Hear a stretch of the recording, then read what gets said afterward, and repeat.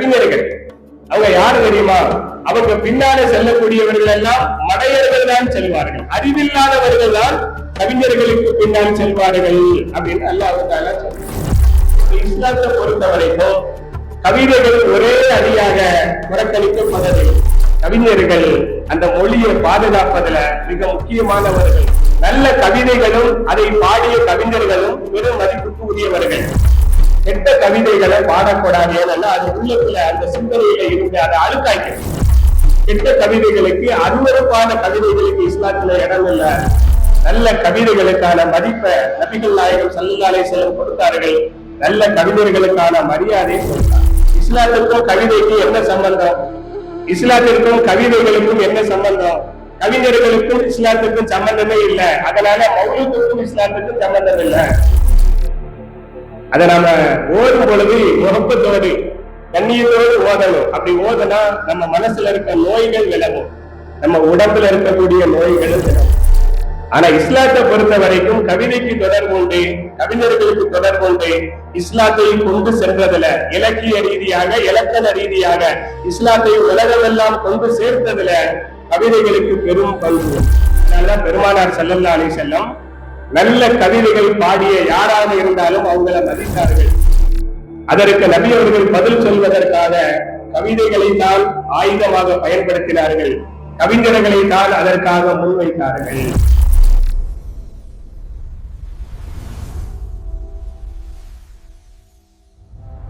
பிஸ்மில்லாஹிர்ரஹ்மானிர்ரஹீம்.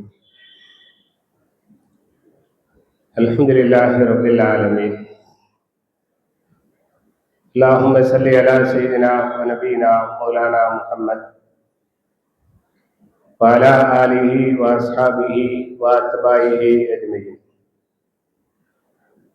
அளவற்ற அருளாளனும் நிகரற்ற அன்புடையவனுமாகிய எல்லாம் அல்ல அல்லாஹ் தஆலாவின் மகத்தான பெரும் கருணையினால் மிக உயர்வான தஃப்சீருடைய வகுப்பில் அமர்ந்துள்ளோம். அல்ஹம்துலில்லாஹ்.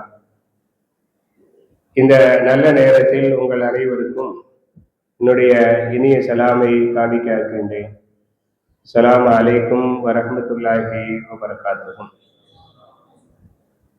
அஊது பில்லாஹி மினஷ் ஷைத்தானிர் ரஜீம். பிஸ்மில்லாஹிர் ரஹ்மானிர் ரஹீம். இன்னல்லதீன ஜாஊ பில் இஃப்கி உஸ்பத்தும் மின்கும். நிச்சயமாக எவர்கள் அவதூறுகளை கொண்டு வந்தார்களோ அவர்கள் உங்கள் நின்றும் ஒரு கூட்டத்தாராக இருக்கின்றார்கள். அன்பிற்குரிய அல்லாஹ்வின் நல்லடியார்களே, அன்னை ஆயிஷா ரலியல்லாஹு அன்ஹா அவர்கள் மீது கூறப்பட்ட அவதூறான அந்த செய்திக்கு அடிப்படையாக இருந்தவன் அப்துல்லாஹ் இப்னு உபய் இப்னு சலூல் என்பவன். அவனுடைய நயவஞ்சகத்தனமான செயல்கள் பற்றி சில விஷயங்களை கடந்த வார தஃப்சீரில் நாம் பகிர்ந்து கொண்டோம். அவனோடு இணைந்து செயல்பட்ட மற்ற 3 நபர்கள் உண்மையான மூமின்களாக, பரிசுத்தமான சஹாபிகளாக இருந்தார்கள். என்றாலும் அவர்கள் சம்பந்தமான சில விஷயங்களை நாம் பகிர்ந்து கொள்ள வேண்டும். அந்த அடிப்படையில் இந்த வாரம் ஹஸ்ஸான் இப்னு சாபித் ரலியல்லாஹு அன்ஹு அவர்களை பற்றிய சில செய்திகளை நாம் இன்ஷா அல்லாஹ் பகிர்ந்து கொள்ள இருக்கிறோம். அன்பிற்குரிய அல்லாஹ்வின் நல்லடியார்களே, ஹஸ்ஸான் இப்னு சாபித் ரலியல்லாஹு அன்ஹு மதீனா முனவ்வராவில் உள்ள ஹஸரஜ் என்ற கபீலாவை சார்ந்தவர். பெரும் பணக்கார குடும்பத்தை சார்ந்த செல்வ செழிப்பான ஒரு சூழலில் வாழ்ந்தவர். அது அல்லாமல் மிகச்சிறந்த கவிஞர்களில் ஒருவராக அவர் இருந்தார். அன்றைக்கு செல்வத்தை விட கவிதையை மிகச் சிறப்பான ஒன்றாக, மிக மரியாதைக்குரிய ஒன்றாக அரபு மக்கள் கருதி வந்தார்கள். அதனால் செல்வந்தரை விட கவிஞருக்கு மிகப்பெரிய அளவில் மதிப்பும் மரியாதையும் கொடுத்து வந்தார்கள். ஒரு கபீலாவில் கவிஞர் இல்லை என்றால் அந்த கவிழாவுக்கே மதிப்பில்லை, மரியாதை இல்லை என்று சொல்லப்படுகின்ற அளவிற்கு கவிதைக்கும் கவிஞர்களுக்கும் அவர்கள் மிகப்பெரிய ஒரு முக்கியத்துவம் கொடுத்து வந்தார்கள். அரசர்களுடைய அரண்மனையில் கவிஞர்களுக்கு தனி இடம் உண்டு. அரசவை கவிஞர் அல்லாமல் கவிஞர்கள் என்று யார் வந்தாலும், அவர்கள் எங்கிருந்து வந்தாலும் அவர்களுக்கு தகுந்த மரியாதையும் உரிய சன்மானங்களும் வழங்கி அவர்களை கௌரவிக்கின்ற ஒரு பழக்கம் அன்றைக்கு அரசவைகளில் இருந்து வந்தது. எடுத்துக்காட்டாக நாம் பார்த்தோம் என்றால், அரபுலகில் மிகவும் புகழ்பெற்ற 7 கவிஞர்களில் ஒருவராக இம்ரவுல் கைஸ் என்று சொல்லக்கூடிய ஒரு கவிஞர் இருந்தார். அவரை அமீரு ஷுஅரா, கவிஞர்களுக்கெல்லாம் தலைவர் என்று வர்ணிக்கின்ற அளவிற்கு அவர் கவிதையில் பெரும் புகழ் பெற்றவராக விளங்கினார். அவருடைய தந்தை ஒரு சிறந்த கவிஞராக இருந்தார். தனக்கு பின்னால் தன்னுடைய மகன் தனது சொத்துக்களுக்கு, செல்வங்களுக்கு வாரிசாகி விடுவார். ஆனால் அதைவிட தனது கவிதைக்கு வாரிசாக அவர் ஒரு கவிஞராக வேண்டும் என்று ஆசைப்பட்டார். ஆனால் சிறு வயசுல அவருக்கு கவிதைகள் வரவில்லை.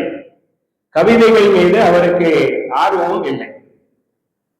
அதனால் அவருடைய தந்தை யோசிக்கின்றார், நாம் இறந்த பிறகு நம்முடைய மகன் கவிஞராக இல்லை என்று சொன்னால் அது நம்முடைய புகழுக்கு ஒரு கெட்ட பெயராக வந்துவிடும். எனவே நாம் உயிரோடு இருக்கும் பொழுதே அவர் இறந்து விட்டார் என்று சொன்னால், அவர் பையன் இருந்தா ஒரு பெரும் கவிஞராக வந்திருப்பாரு, ஆனா அற்ப வயசுல அவர் இறந்து போயிட்டாரு, அதனால அவருக்கு கவிதைக்கான வாரிசு இல்லாமல் போய்விட்டது என்று மக்கள் பேசிக் கொள்வார்கள் அப்படின்னு முடிவெடுத்து தனது மகனை கொல்வதற்கு தானே ஏற்பாடு செய்கிறார். அப்ப எந்த அளவுக்கு அவர்கள் அந்த கவிதைக்கு முக்கியத்துவம் கொடுத்திருக்கிறார்கள் என்பதை இதன் மூலம் புரிந்து கொள்ள முடியும். 2 நபர்களை ஏற்பாடு செய்து யாரும் பார்க்காத காட்டுக்கு அழைத்து சென்று அவரை கொன்று விடுங்கள் என்று அவர்களுக்கு பெரிய சன்மானத்தை வழங்கி மகனை கொல்வதற்காக ஏற்பாடு செய்து அனுப்பி வைக்கிறார். அந்த இருவரும் அவரை அழைத்துக் கொண்டு காட்டுக்கு செல்கிறார்கள். அப்படி செல்கின்ற பொழுது கொஞ்சம் தூரம் போன உடனே அவருக்கு விளங்குது, இவங்க ஏன் நம்ம கூட்டு போறாங்க அப்படின்னு.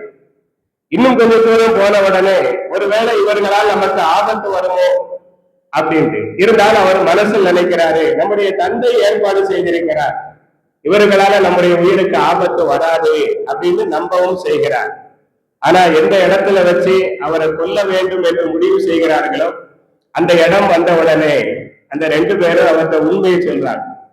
உன்னுடைய தந்தை தான் உன்னை கொலை செய்ய வேண்டும் என்று எங்களை ஏற்பாடு செஞ்சு அனுப்பியிருக்காரு, உனக்கு கவிதை வரல, அதனால நீ வாழ தகுதியற்றவன், எனவே உன்னை நாங்க கொலை செய்ய போகிறோம் என்று சொல்லி 2 பேரும் வாழ உருவி அவரை வெட்டுவதற்காக கையை உயர்த்தினார்கள். அந்த நேரத்துல அவரு அவங்கள்ட்ட கெஞ்சுகின்ற வகையில், என்னை விட்டுவிடுங்கள் என்று மன்றாடுகின்ற வகையில் ஒரு வார்த்தையை சொல்றாரு. யதார்த்தமாக அந்த வார்த்தை கவிதையாக வந்து விடுகிறது. என்னை விட்டுருங்க, நான் ஓடிடுறேன், எங்கேயாவது போய் பொழைச்சுக்கிடுறேன், கண்காணாத இடத்துல போயாத நான் வாழ்ந்துடுறேன், என்ன கொல்லாதே அப்படின்னு சொல்லணும். ஆனா அப்படி சொல்ல வேண்டிய இடத்துல அவர் அந்த வேண்டுகோளை எப்படி வைக்கிறார் என்றால், அவரை எதிர்பாராத வகையில் அவருடைய வாயில் இருந்து கவிதை வரிகளாக வருகிறார். அவர் என்ன சொன்னார் என்று சொன்னால், கிஃபா நபுக்கி மின் திக்ரா ஹபீபின் வ மன்சிலின். கொஞ்சம் பொறுங்க, நான் எனக்கு நேசமான என்னுடைய தாய், என் உடன் பிறந்த சகோதர சகோதரிகள், நான் மகிழ்ச்சியோடு வாழ்ந்த என்னுடைய இல்லம், இதையெல்லாம் நினைத்து கொஞ்ச நேரம் நான் அழ வேண்டும், அழுவதற்கு எனக்கு அவகாசம் தாருங்கள் அப்படிங்கிற பொருள்பட ஒரு 2 கவிதை வரிகளை அவர் எடுத்து சொல்லுகிறார். அந்த 2 பேரும் பார்த்தாங்க, பின்ன என்னப்பா நீ தான் கவிஞர் ஆயிட்டிய அப்படின்ட்டு வாழை கீழே வச்சுட்டு ஆளை தூக்கிட்டு வீட்டுக்கு வந்துட்டாங்க. வந்து அவருடைய கற்பனாக்க நடந்த விஷயத்தை சொன்ன உடனே அவருக்கு ரொம்ப சந்தோஷமாயிடுச்சு. இதைத்தான் நாம மயிர் இலையில் உயிர் தப்பினார் அப்படின்னு சொல்லுவாங்க இல்லையா, அந்த மாதிரி அவரு மௌத்தாக வேண்டிய நேரத்தில் அவர் வாயில கவிதை வந்துச்சு, அந்த கவிதை அவரை வாழ வைத்தது. அரபு இலக்கியத்துல இம்ரவு கைசுடைய அந்த பாடத்துல இந்த வரலாறு மிகச் சிறப்பாக பதிவு செய்யப்பட்டிருக்கிறது. அன்பிற்குரிய அல்லாஹ்வின் நல்லடியார்களே, அந்த ஆள் எந்த அளவுக்கு அதுக்கு பிறகு புகழ் பெற்றார் என்று சொன்னால், அவரோடு சேர்ந்து இன்னும் 6 கவிஞர்கள் இருந்தார்கள் அவர் வாழ்ந்த காலத்தில். அவரோடு சேர்ந்து இன்னும் 6 கவிஞர், மொத்தம் 7 பேர். அந்த 7 பேரும் அரபு இலக்கியத்துல தங்கள் திறமைகளை எல்லாம் ஒன்று திரட்டி கவிதைகள் எழுதினார்கள். அந்த கவிதைகளை பார்த்த அரபு மக்கள் ஆச்சரியப்பட்டு அந்த 7 பேரையும் கௌரவப்படுத்துவதற்காக அவர்கள் எழுதிய தொகுப்பை தங்கள் உயிரினும் உயிரான, உயிருக்கு மேலாக மதிக்கப்பட்ட காபத்துல்லாவில கட்டி தொங்க விட்டார்.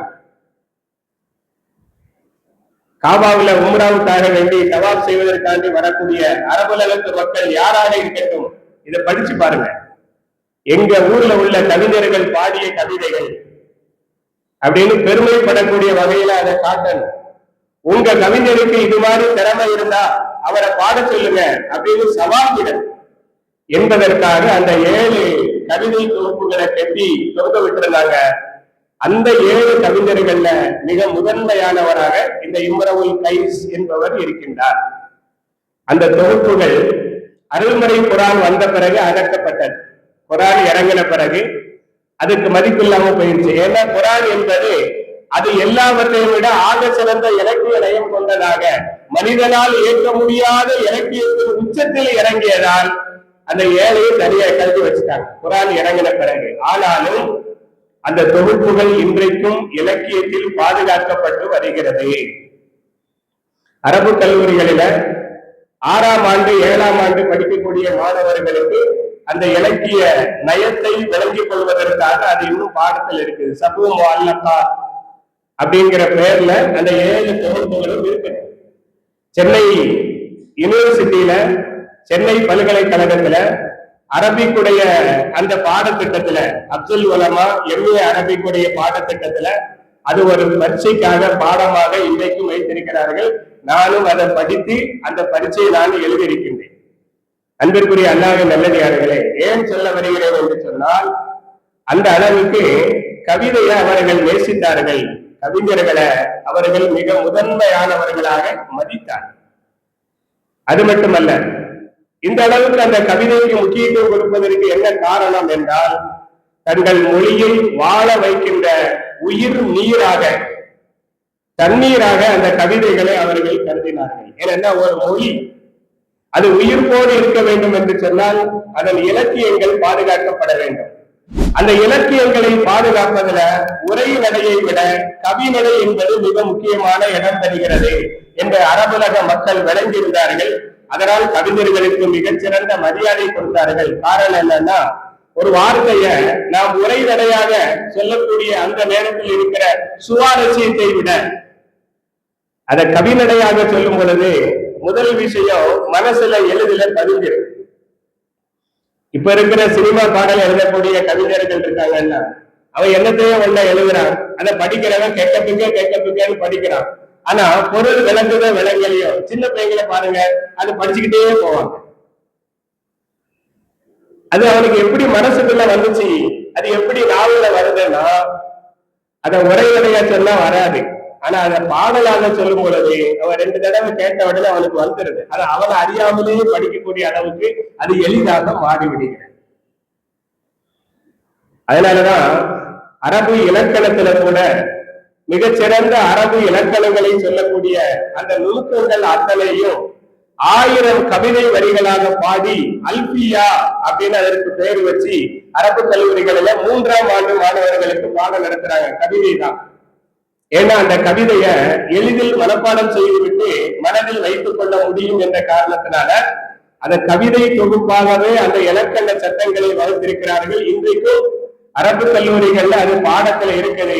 அந்த கிதாபை படிக்காம இலக்கணத்தில் யாரும் முழுமை பெற முடியாது. அதுல இன்னும் ஆச்சரியம் என்னன்னா, அந்த சட்ட திட்டங்களை விளக்குறதுக்காக கவிதைகள் கொண்டு வருவாங்க. அதுல ஷாஹிது பைத்து என்று சொல்வார்கள். இந்த சட்ட நுணுக்கங்களை புரிய வைப்பதற்காக, அவங்க உதாரணத்தை மேற்கோள் காட்டுறதுக்காக அவரும் கவிதைகளை கொண்டு வருவார். அப்ப அந்த அளவுக்கு இலக்கியத்தை பாதுகாப்பதற்கும் இலக்கணத்தை வளர்ப்பதற்கும் அறியாமை காலத்தில் பாடப்பட்ட கவிதைகள் மிக பெரும் உதவியாக இருக்கிறது என்பதை இன்றைய அறிஞர்கள் ஏற்றுக்கொள்கிறார்கள்.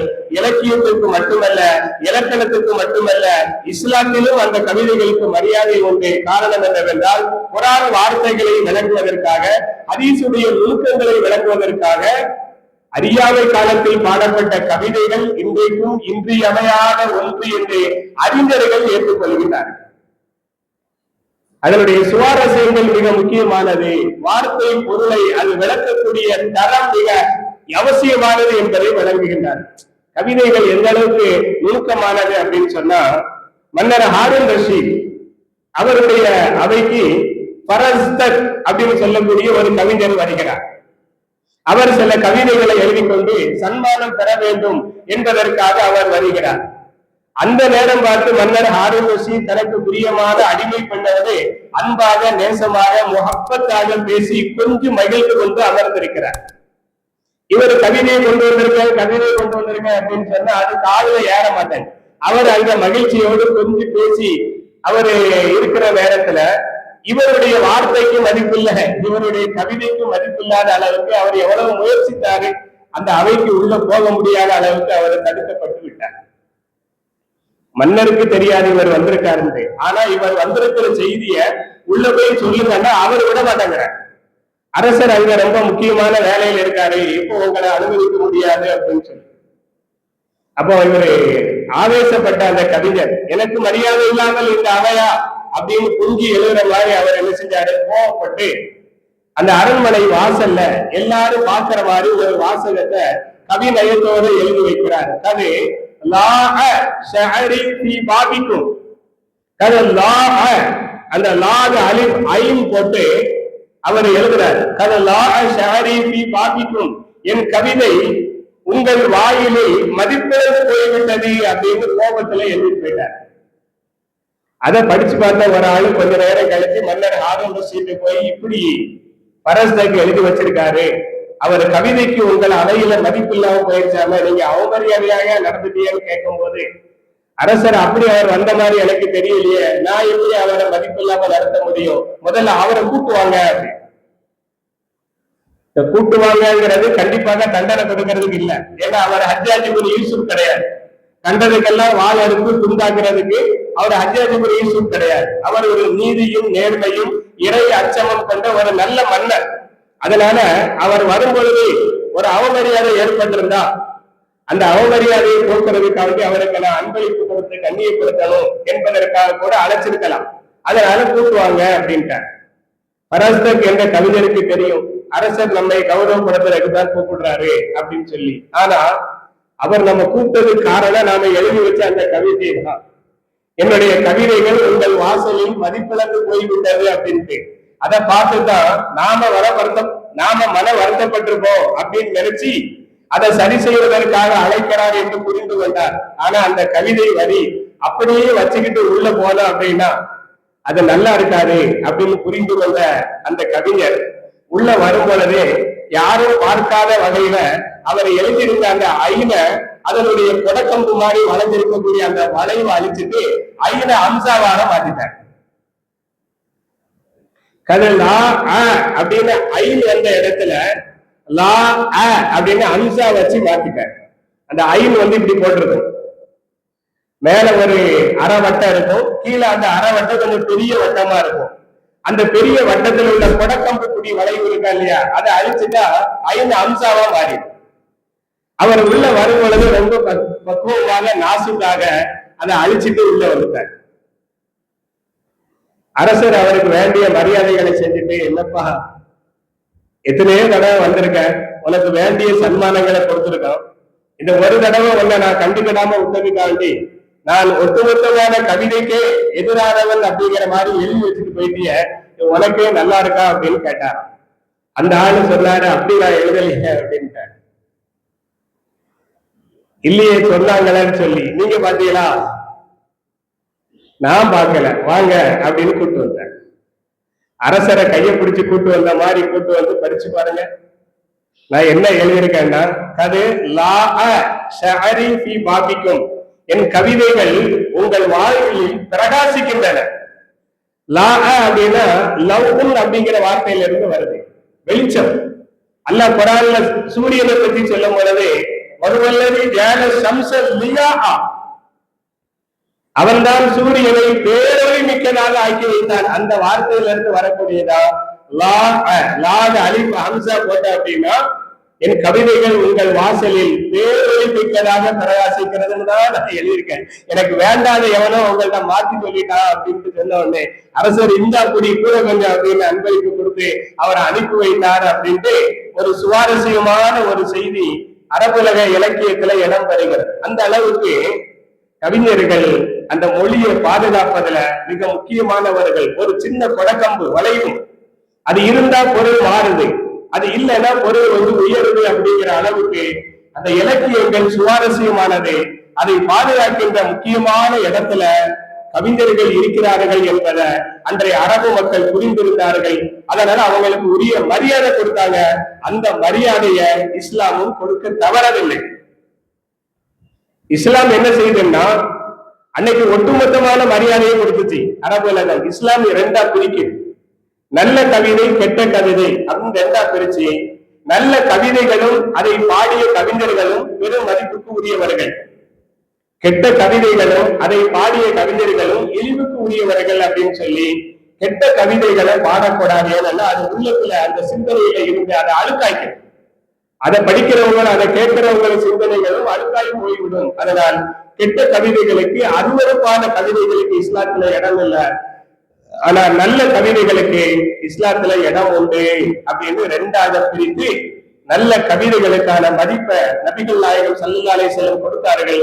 நல்ல கவிஞர்களுக்கான மரியாதையை கொடுத்தார். அருள்மறை குர்ஆன்ல அஷ்-ஷுஅரா என்ற சூறாவுல கடைசியாக அல்லாஹ் சொல்லுகிறார், வஷ்-ஷுஅராஉ யத்தபிஉஹுல் காவூன் அப்படின்னு அல்லாஹ் சொல்லுகிறார். கவிஞர்கள் அவங்க யாரு தெரியுமா? அவங்க பின்னால செல்லக்கூடியவர்கள் எல்லாம் மடையர்கள் தான் செல்வார்கள், அறிவில்லாதவர்கள் தான் கவிஞர்களுக்கு பின்னால் செல்வார்கள் அப்படின்னு அல்லாஹ் தஆலா சொன்னார். அப்ப இந்த செய்தி சஹாபாக்கள்ல யாரெல்லாம் கவிஞர்களா இருக்காங்களோ அவங்களுடைய காதுக்கு வந்துச்சு. உங்களுக்கு தெரியுமா, நீங்க எல்லாம் கவிஞர்கள், ஆனா அல்லாஹ் என்ன சொல்லியிருக்கான் தெரியுமா? உங்க பின்னால வாரவங்க எல்லாம் முட்டாள்கள் தான் வருவார்கள், அறிவில்லாதவர்கள் தான் வருவார்கள் அப்படின்னு அல்லாஹ் சொல்லியிருக்கான் அப்படின்னு அந்த குர்ஆன் வசனத்தை சொன்ன உடனே அப்துல்லாஹ் இப்னு ரவாஹா ரலியல்லாஹு அன்ஹு, கஅப் இப்னு மாலிக் ரலியல்லாஹு அன்ஹு போன்ற கவிஞர்கள் எல்லாம் ஓடோடி வந்தாங்க. நாயகமே அப்படியான்னாங்க. என்னப்பா அப்படின்னு கேட்கணும். இல்ல அப்பா அல்லாஹ் எப்படி சொல்லியிருக்கானா அப்படின்னு நபி ஸல்லல்லாஹு அலைஹி சொன்னாங்க. அதுக்கு அடுத்து ஒண்ணு இருக்குது, நீங்க அதை கவனிச்சீங்களா? இல்லல்லதீன ஆமனு வ அமிலு ஸாலிஹாத் வ ذكرுல்லாஹ கஸீரா வன்தஸலு மின் பாதி மா லுலிமு. கவிஞர்கள் அவர்கள் பின்னால் செல்லக்கூடியவர்கள் மடையர்கள் தான் செல்வார்கள் அப்படிங்கறது அல்லாஹ் சொல்லியிருக்கான். ஆனா அந்த கவிஞர்கள்ல யார் ஈமான் கொண்டு சாலிஹான அமல்கள் செய்து அல்லாஹ்வை அதிகம் திக்ரு செய்து அல்லாஹ்வும் அல்லாஹ்வுடைய தூதரும் அவன் மார்க்கமும் இகழப்படும் பொழுது அதற்கு பதில் சொல்லி உதவியாக இருக்கின்றார்களோ அந்த கவிஞர்களை தவிர நீங்க எல்லாம் அந்த இரண்டாவது வகையில உள்ளவர்கள், எனவே நீங்கள் மதிப்புக்குரியவர்கள் அப்படின்னு அந்த ஆயத்தினுடைய அடுத்த பகுதியை ஓடி காட்டி அவர்களுக்கு நபி ஸல்லல்லாஹு அலைஹி வஸல்லம் ஆறுதல் மட்டுமல்ல பெரும் மகிழ்ச்சியை கொடுத்தார்கள் என்று அந்த ஆயத்தின் பின்னணியில செல்லக்கூடிய சம்பவத்தை நாம் பார்க்கிறோம். அன்பிற்குரிய அல்லாஹ்வின் நல்லடியார்களே, அப்ப இஸ்லாத்தை பொறுத்த வரைக்கும் கவிதைகள் ஒரே அடியாக புறக்கணிக்கப்படவில்லை. இன்றைக்கு நபி வழியில இருக்கிறவங்க சொல்லக்கூடியவங்க இப்படி ஒரு கருத்தை முன்வைக்கிறார். அவங்க மௌலூதுக்கு எதிரானவர்கள், அவர்கள் குருதாவுக்கு எதிரானவர்கள். ஆனா அந்த சிந்தனையை மனசுல வச்சுக்கிட்டு இஸ்லாத்திற்கும் கவிதைக்கும் என்ன சம்பந்தம், இஸ்லாத்திற்கும் கவிதைகளுக்கும் என்ன சம்பந்தம், கவிஞர்களுக்கும் இஸ்லாத்துக்கும் சம்பந்தமே இல்லை, அதனால மௌலூதுக்கும் இஸ்லாத்துக்கும் சம்பந்தம் இல்லை, அதனால குருதாவுக்கும் இஸ்லாத்துக்கும் சம்பந்தம் இல்லை அப்படிங்கிறார். இது ஒரு தப்பான மக்களை அவர்கள் சிந்தனையை திசை திருப்புகின்ற ஒரு பொய்யான ஒரு தவறான ஒரு வாதமாகும். இஸ்லாத்திற்கும் கவிதைக்கும் சம்பந்தம் உண்டு, இஸ்லாத்திற்கும் கவிஞர்களுக்கும் சம்பந்தம் உண்டு. இஸ்லாத்தினுடைய இலக்கியத்தை பாதுகாப்பதற்கு கவிஞர்கள் பெரும் பங்காற்றி இருக்கிறார்கள் என்பது உண்மை. அந்த கவிஞர்களை நபியவர்கள் மட்டுமல்ல கலீஃபாக்களும் மதித்திருக்கிறார்கள் என்பதுதான் உண்மையான இஸ்லாமிய வரலாறு சொல்லக்கூடிய செய்தி. அதுல மௌலூத் என்பதாக இருக்கட்டும், புருதா என்பதாக இருக்கட்டும், அரபு இலக்கியங்களுடைய உச்சத்தை வெளிப்படுத்துகின்ற வரிகளா. இங்க அந்த கிதாபை படிச்சு பார்த்தீங்கன்னா அந்த எழுத்துக்கள் முடிவடைகின்ற அந்த ஒரு பைத்துடைய தொடர ஆரம்பிக்குன்னா அது முடிவடையும் போது ஒரு எழுத்துல முடியுதுன்னா அந்த அத்தனை வரிகளும் அதே எழுத்துல முடியும். அதுக்கு மாதிரி அடுத்த இது வேறொரு எழுத்துல முடியும். யாரால எழுத முடியும்? வந்து சும்மா தெரியாம உட்கார்ந்த ரெண்டு வார்த்தைகளை ஒரு ரெண்டு பூவை கட்டக்கூடிய நபர் அவர் அல்ல. 1000 லட்சக்கணக்கான பூக்களை வைத்து பெரும் மாலையாக தொடுக்கின்ற ஒருவர் எவ்வளவு திறமை பெற்றவரோ அது போன்ற திறமைகள் கொண்டவர் தான் ஒரு எழுத்துல அதே எழுத்துல எல்லா அடிகளும் முடிகின்ற அளவுக்கு அந்த வரிகளை கோர்வை செய்யக்கூடிய திறமை பெற்றவர். மௌலூதுல அப்படி பல வரிகள் இருக்குது, பல வைப்புகள் அமைந்திருக்கிறது. அதுவும் புருதாவை எடுத்துக்கிட்டோம்னா சுபஹானல்லாஹ், அது சாதாரண புருதா இல்ல, பெருமானாரை போற்றி அங்கீகாரம் கொடுத்த புருதா. இதுக்கு முன்னால் நான் சொல்லியிருக்க வந்து அந்த கவிதை தொடர எழுதிய இமாம் ஷரஃபுத்தீன் அல் பூசரி ரஹ்மத்துல்லாஹி அலைஹி ஆரம்ப காலங்கள்ல அந்த கவிதை திறமைய மற்ற வழிகள்ல பிரயோஜனம் இல்லாத வழிகள்ல பயன்படுத்தினார். ஒரு கட்டத்தில் அவருக்கு ஒரு பக்கம் கை விளங்காம கால் விளங்காம படுத்துட்டார். அப்ப அவர் யோசிக்கிறாரு, அல்லாஹ் எனக்கு கொடுத்த திறமைய நான் இவ்வளவு காலங்களும் பயன் இல்லாத வழிகள்ல பயன்படுத்திட்டேன், இனி இருக்கிற காலத்திலேயாவது அதை பயனுள்ள வழியில் நான் பயன்படுத்த வேண்டும் அப்படின்னு நினைச்சு பெருமானார மனசுல வச்சு அவர் கவிதைகள் பாட ஆரம்பித்தார். அந்த தொகுப்புகளை உருவாக்க ஆரம்பித்தார். அதுதான் புருதா ஷரீஃப்ங்கிறது. ஆனா அவர் எழுதும் போது அதுக்கு அந்த பெயர் கிடையாது. அவர் எழுதி முடிச்ச பிறகு அதை மறுபடியும் அவர் பாடுகிறார். அப்படி பாடும் பொழுது அவருடைய மனம் முழுவதும், அவர் சிந்தனை முழுவதும், அவர் எண்ணம் முழுவதும், அவர் உள்ளம் முழுவதும், அவர் உதிரம் முழுவதும், அவருடைய செயல்பாடுகள் முழுவதும் பெருமானாருடைய பேரன்பை கொண்ட நிலையில் அவர் பாடுகின்றார். அப்படி பாடி முடித்து அவர் தூங்கும் போது கனவுல பெருமானார் ஸல்லல்லாஹு அலைஹி வஸல்லம் வாரார். வந்து அவரை எழுப்பி சொன்னாங்க, அந்த மறுபடி நீங்க எனக்கு பாடி காட்ட முடியுமா அப்படின்னா. நான் எதை பாட வேண்டும் என்று கேட்க, என் கவிதைகளை பாடுங்கள் என்றார். நபி அவர்கள் அதை தங்களது கவிதை என்று சொன்னார். என்னை பத்தி பாடிய கவிதையும் சொல்லியிருந்தா சாதாரண விஷயம். என் கவிதைகளை பாடுங்கள் என்ற உடனே உங்க கவிதைனா என்னது அவரு கேட்க, அதான்பா அமின் அமின் தகத்துரும் ஜீரானின் அப்படின்னு துவங்குகிறது, அதுதான் படிக்கிற உடனே அவரை எடுத்து படிக்கிறார். படிச்சுக்கிட்டே வரும் பொழுது ஒரு அடி வருகிறது. வந்து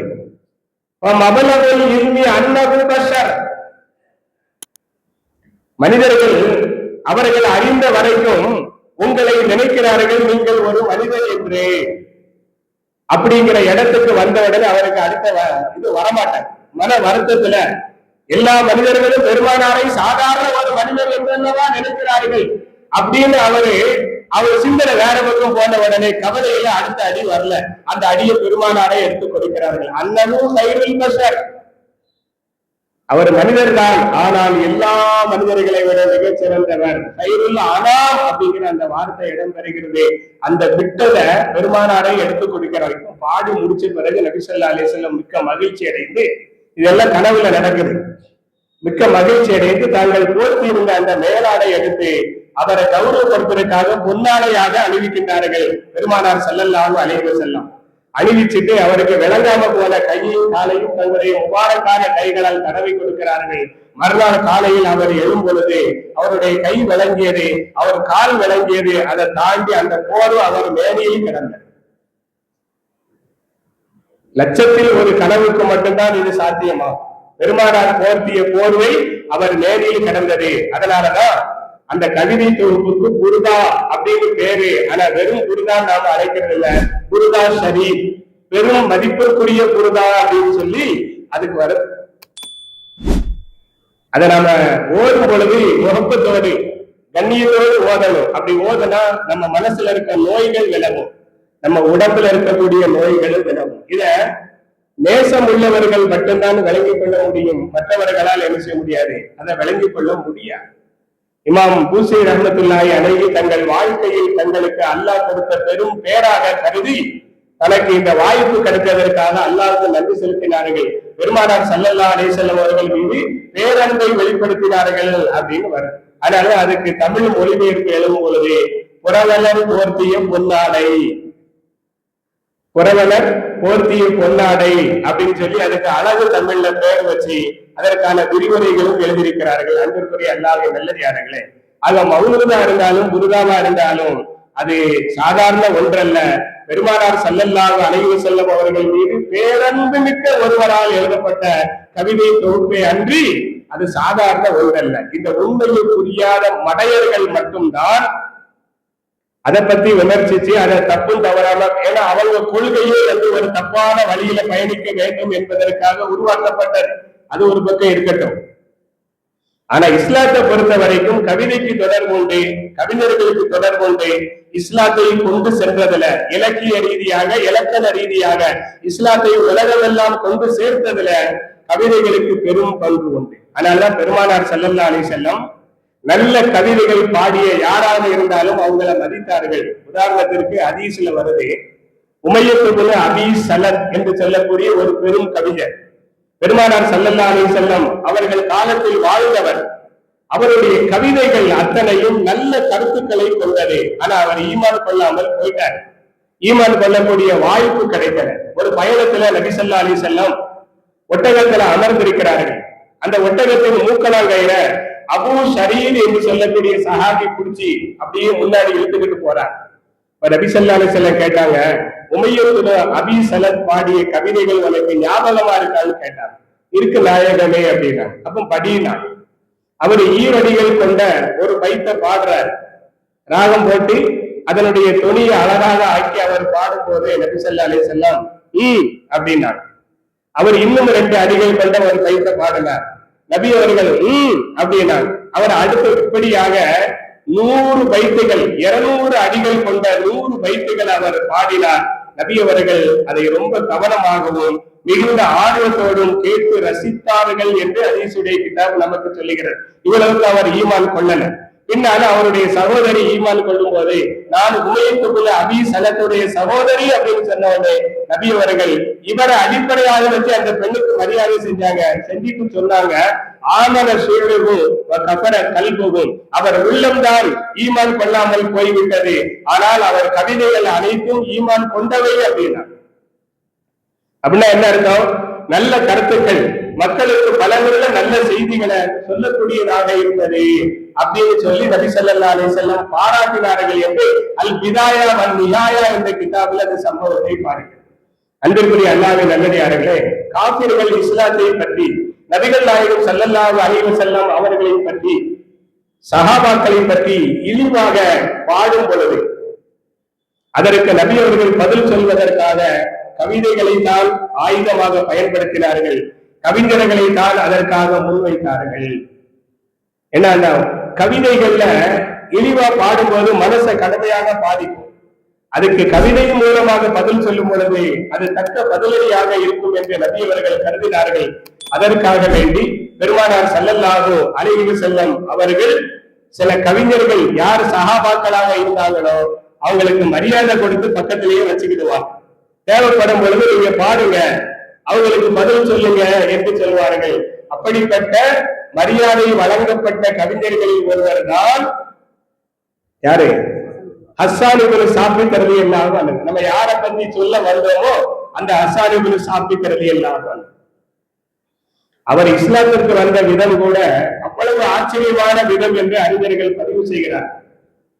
நபி அவர்கள் மக்காவில் இருக்காங்க,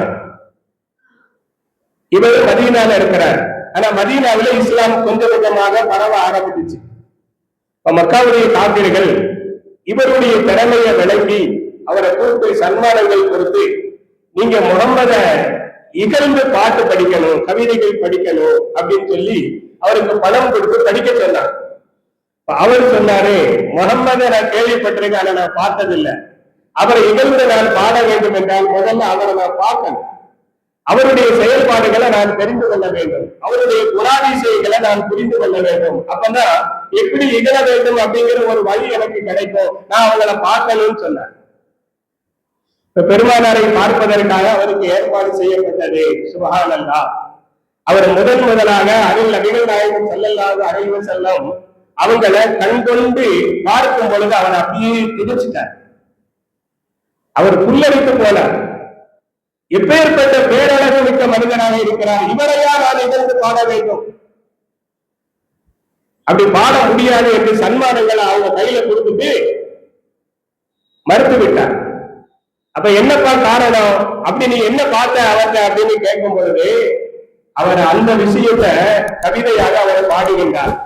லம்மார் ஐந்து அன்வாரவு சாத்தியன் கப்பி அலா பசரி. நான் எப்பொழுது அவரை பார்த்தேனோ அவர் அருள் முகத்திலிருந்து அவர் உடலில் இருந்து பேரொழிகள் அப்படியே வந்து சுடர்விட்டு பரவுகின்ற அந்த நிலையை நான் எப்போது பார்த்தேனோ நான் பயத்தால் என் உள்ளங்கைகளை என் கண்களில் வைத்து மூடிக்கொண்டேன். பயத்தால் என்னுடைய உள்ளங்கைகளை கண்களில் வைத்து மூடிக்கொண்டேன். பலஸ்து அல்லுக்கு இல்லா அல்லாஹ் கதிரி. நான் ஒரு பெரும் சக்தியை உருவாக்கிய பிறகு அவரை என்னால் பார்க்க முடிந்தது. கௌஃபன் அலா பஸரி மின் ஹுஸ்னி சூரத்திஹி. அவருடைய பேரழகு என்னும் ஒளியினால் என் பார்வை பறிபோய் விடுமோ என்று நான் பயந்தேன். பேரழகு என்ற ஒளியினால் என் பார்வை பறிபோய் விடுமோ என்று நான் பறிந்தேன். அந்த உடல் எப்படிப்பட்டது தெரியுமா? கஹில்யத்தின் நஸஜத் மின் அன்ஜுமில் அஸ்ஹரி. அழகான நட்சத்திரங்களை ஒன்றாக சேர்த்து உருவாக்கப்பட்ட ஒரு அணிகலன் போல் அவர் இருந்தார். ரூஹும் மினல் நூரி ஃபி ஜிஸ்மின் மினல் கமரி. சந்திரன் போன்ற உடலில் ஒளியை போன்ற உயிர் உள்ள ஒரு மாபெரும் அழகு மனிதராக அவர் காட்சியளித்தார் அப்படின்னு பெருமானார முதல்ல பார்த்த ஹஸ்ஸான் பின் சாபித் நபி அவர்களுடைய அழகை புகழ்ந்து அவர் பாடிவிட்டு அந்த இடத்திலே இஸ்லாத்தை ஏற்றுக்கொண்டார் என்று அவர் இஸ்லாத்துக்கு வந்த செய்திகளை அறிஞர்கள் பதிவு செய்கிறார். அன்பிற்குரிய அல்லாஹ்வின் நல்லடியார்களே, அது மட்டுமல்ல, அண்ணனாரை அருகில் இருந்து பார்த்து பார்த்து அவர் எப்படி கவிதை பாடுகிறார் என்றால் இன்னொரு இடத்தில் சொல்கிறார்.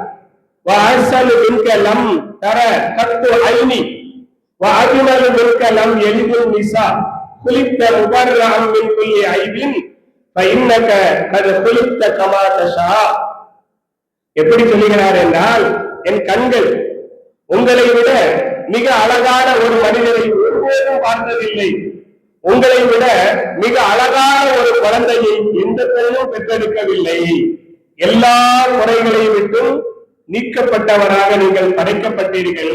எப்படி என்றால், உங்களை நீங்களே விரும்பி படைத்துக் கொண்டதை போல. சுபஹானல்லாஹ். உங்களை நீங்களே விரும்பி படைத்துக் கொண்டதை போல எந்த குறையும் இல்லாமல் நீங்கள் படைக்கப்பட்டிருக்கிறீர்கள். உடலளவிலும் உள்ளத்தளவிலும் எந்த குறையும் இல்லாமல் நீங்கள் படைக்கப்பட்டவர் அப்படின்னு பாடுகிறார். இன்னொரு இடத்துல வருகிறது, அல்லாஹ் தன் பெயரோடு தன் நபியினுடைய பெயரையும் சேர்த்துக் கொண்டார். இதா காலத்தில் ஹம்சில் முஅத்தினு அஷ்ஹது.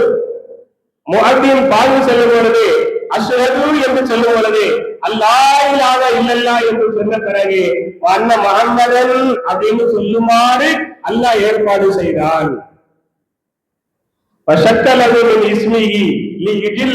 பெருமானாரை கண்ணியப்படுத்த வேண்டும் என்பதற்காகவே தன் பெயரை ஒரு பகுதியாக பெருமானாருக்கு பங்கிட்டுக் கொடுத்தான்.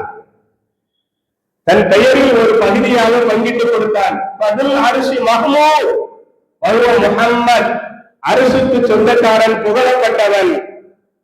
பெருமானார் ஸல்லல்லாஹு அலைஹி வஸல்லம் பெரும் புகழுக்கு உரியவர், மறுபடியும் மறுபடியும் மீண்டும் மீண்டும் புகழ்வதற்கு தகுதி உள்ளவர் அப்படின்னு பெருமானாரை பற்றி அவர் பாடினார். இப்படிப்பட்ட ஹஸ்ஸான் ரலியல்லாஹு அன்ஹு அவர்களுக்கு நபி ஸல்லல்லாஹு அலைஹி வஸல்லம் மிகுந்த மரியாதை கொடுத்தாங்க. பக்கத்திலேயே வச்சுக்கிட்டாங்க. ஆஸ்தான புலவர் என்று சொல்வார்களே, அரசவை கவிஞர் என்று சொல்வார்களே, அது போல ஷாயிர் ரசூல் ஸல்லல்லாஹு அலைஹி வஸல்லம், ரசூலுல்லாஹ்வுடைய கவிஞர் என்று அவருக்கு ஒரு பட்டத்தை எடுத்துச்சு. நபி அவர்கள் கையேந்தி துஆ செஞ்சார். அல்லாஹும்ம அய்யிதுஹு பி ரூஹில் குதுஸ். இஸ்லாத்திற்காக அவர் கவிதைகள் பாடும் பொழுதெல்லாம், காபிர்களுடைய அந்த இகழ் மாலைகளை மறுத்து பாடும் பொழுதெல்லாம் ஜிப்ரீல் மூலமாக இதற்கு உதவி செய்வாயாக அப்படின்னு நபி அவர்கள் துஆ செஞ்சார். ஒரு கட்டத்துல சிறந்த கவிஞர்களை அழைத்து இஸ்லாத்திற்கு எதிராக, நபி அவர்களுக்கு எதிராக, சஹாபாக்களுக்கு எதிராக காபிர்கள் பாட சொன்னார். அவங்க பாடிய செய்தி இங்க வந்து சேர்ந்துச்சு. அதை கேட்டு எல்லாருமே வருத்தப்பட்டாங்க. நபி அவர்களும் சரி, சஹாபாக்களும் சரி வருத்தப்பட்டார். அப்ப நபி ஸல்லல்லாஹு அலைஹி வஸல்லம் அதுக்கு பதில் சொல்லணுங்கிறதுக்காண்டி அப்துல்லா இப்னு ரவாஹா ரலியல்லாஹு அன்ஹு அவங்களை அழைச்சி நீங்க பாடுங்க, அந்த பாடல்களுக்கு பதில் சொல்லுங்கன்னா அவர் தனக்குள்ள திறமைகளை வச்சு பாடினார். ஆனா அது அவருக்கே திருப்தியா இல்லை.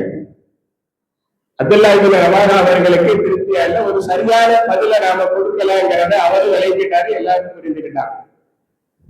அதனால காப்பீர்கள் அதை பெருசா அழைத்துக் கொள்ளல. அப்புறம் காப்பீர்கள் மாலிக் ரலியல்லாஹு அலைஹி நபி அவர்கள் பாட சொன்னார்.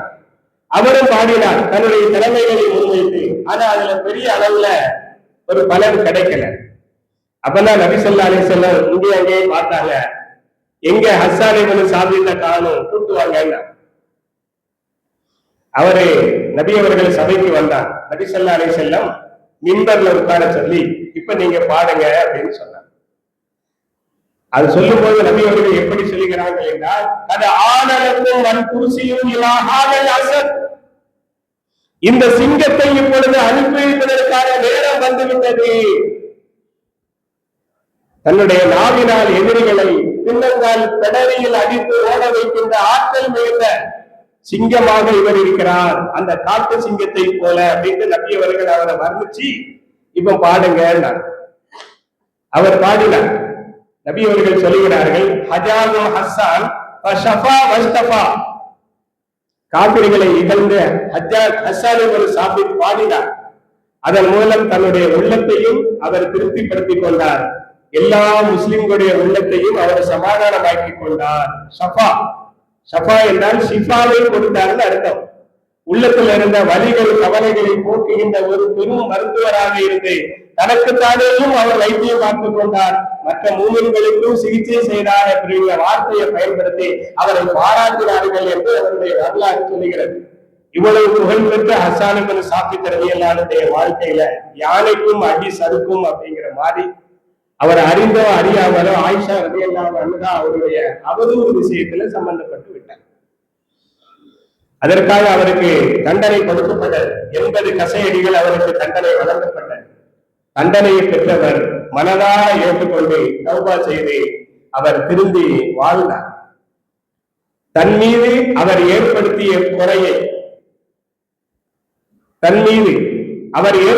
குறையை மறந்து, களங்கத்தை மறந்து, அவர் இஸ்லாத்திற்காக செய்த நிறைகளை மனதில் வைத்து அன்னை ஆயிஷா ரலியல்லாஹு அன்ஹாவும் அண்ணலம் பெருமானாரும் அவருக்கு சிறந்த மரியாதைகளை அதற்கு பிறகு கொடுத்தார்.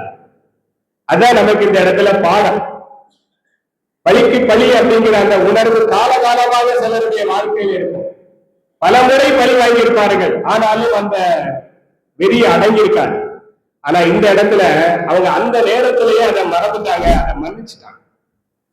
ஆயிஷா ரலியல்லாஹு அன்ஹாவுடைய அந்த பெரும் குணம், உயர் பண்பை நாம் புரிந்து கொள்ள ஒரு தடவை சில பெண்கள் ஆயிஷா ரலியல்லாஹு அன்ஹாவோட உட்கார்ந்து பேசிக்கிட்டு இருக்கும்போது ஹஸ்ஸான் பின் சாபித் பற்றி செய்தி வந்துச்சு. அப்ப அந்த பெண்கள் எல்லாம் அவரை குறைப்படுத்தி பேசும்போது ஆயிஷா ரலியல்லாஹு அன்ஹா அவங்களை கண்டிச்சாங்க. அவரை நீங்க குறைத்து பேசாதீர்கள், ஏனென்றால் அவர் அல்லாஹ்வின் தூதருக்காக பாடக்கூடியவர், அதனால நீங்க அவரை குறைத்து பேசாதீர்கள் அப்படின்னு. ஹஸ்ஸான் ரலியல்லாஹு அன்ஹு தன்னுடைய செயலுக்கு வருத்தம் தெரிவித்த பிறகு ஆயிஷா ரலியல்லாஹு அன்ஹா அவங்களை கண்ணியப்படுத்தினார். ஒரு முறை உர்வத்து பின் ஸுபைர், ஆயிஷாவுடைய அக்கா மகன் உர்வா, ஒரு பெரிய மார்க்க அறிஞர், ஆயிஷா ரலியல்லாஹு அன்ஹாவால் வளர்த்து ஆளாக்கப்பட்ட ஒரு சிறந்த அறிஞர். அவங்க இருக்கும்போது ஹஸ்ஸான் பின் சாபித் ரலியல்லாஹு அன்ஹு ஆறார். வந்து உள்ள வரலாமான அனுமதி கேட்கும்போது வாங்க அப்படின்னு சொன்னாங்க. அப்ப அந்த உருவா, அவர் சின்ன வயசு இளைஞர், அவருக்கு அந்த பழைய விஷயத்த மனசுல வச்சு இவருக்கு போயா நீங்க அனுமதி கொடுக்குறீங்க அப்படின்னு பழைய விஷயத்த மனசுல வச்சு கேட்கும்போது ஆயிஷா ரலியல்லாஹு அன்ஹா சொன்னார்கள், நீ அப்படி பேசக்கூடாது, ஏனென்றால் அவர் அல்லாஹ்வின் தூதரின் அன்பை பெற்றவர், அல்லாஹ்வின் தூதரின் அன்பை பெற்றவர் அப்படின்னு சொல்லிட்டு அவங்கள உள்ள கூப்பிட்டு வச்சு அவங்களுக்கு மரியாதை செஞ்சாங்க. அப்ப அவரு ஒரு சந்தர்ப்பத்துல ஆயிஷா ரலியல்லாஹு அன்ஹா புகழ்ந்து பாடுறார். அது புகாரி ஷரீஃபிலே இடம்பெறுகிறது. ஆயிஷா ரலியல்லாஹு அன்ஹா புகழ்ந்து பாடுகின்றார்கள். ஹிசாலுல் ரஸாலு அப்படின்னு அந்த கவிதை தொடர் ஆரம்பமாகும். ஆயிஷா ரலியல்லாஹு அன்ஹா யாராலும் வீழ்த்தப்பட முடியாத, சாய்க்கப்பட முடியாத பெரும் புகழுக்கும் மரியாதைக்கும் உரியவர் அப்படின்னு பாடுகிறார். அப்ப ஆயிஷா ரலியல்லாஹு அன்ஹா அவர்கிட்ட சொல்றாங்க, நீங்க பாடுனே சரிதான், ஆனா நீங்க அப்படி இல்லையே அப்படின்னா.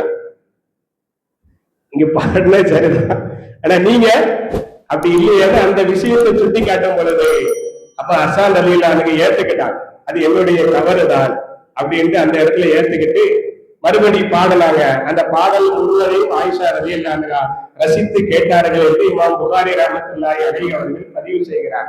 ஆக அந்த உர்வா ரலியல்லாஹு அன்ஹு சொன்ன பதில் தான் இங்க முக்கியமானது. அவரை பத்தி நீ குறைத்து பேசாதே, அவர் பெருமானாருடைய அன்பை பெற்றவர். நபி ஸல்லல்லாஹு அலைஹி வஸல்லம் ஹிஜ்ரி 7ஆம் ஆண்டு பல நாட்டு மன்னர்களுக்கு கடிதம் அனுப்பினாங்க, இஸ்லாத்துக்கு வாங்க அப்படின்னு அழைப்பு வருது.